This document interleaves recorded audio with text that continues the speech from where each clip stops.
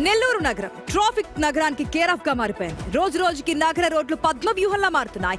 అసలే ఇరుకైన రోడ్లు, దీనికి తోడు వాహనాల సంఖ్య పెరగడం, ఎవరు ట్రాఫిక్ రూల్స్ పాటించకపోవడంతో ట్రాఫిక్ సమస్య మరింత తీవ్రతరమవుతోంది.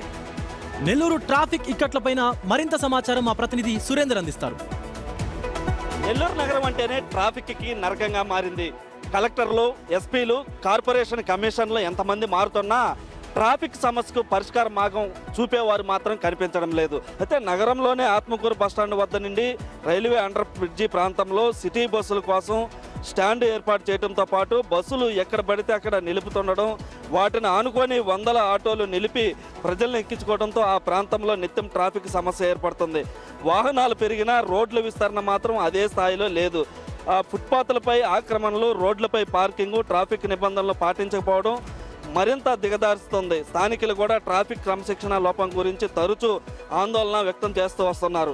మనం చూసేటువంటి ఆత్మకూరు బస్టాండ్ వద్ద ఆ యొక్క బస్సులు, ఆ ఆటోలు ఏ విధంగా ఉన్నాయో మనం గమనించవచ్చు. అదేవిధంగా ఇటు స్టౌనెస్పేటకు వెళ్ళే మార్గంలో 4 వంతెనలు ఉండగా పాత వంతెనలో 2 ఆటో వాళ్ళు, తోపుడు బండ్ల వ్యాపారులు ఆక్రమించేశారు. మిగిలిన 2 బ్రిడ్జిలపై కూడా ఆటోలు, సిటీ బస్సులు అడ్డంగా నిలిపివేశారు. అప్పటి నుంచి కూడా గత 30 ఏళ్ళ నుంచి ఈ యొక్క రోడ్ల విస్తరణ అయితే జరగలేదు.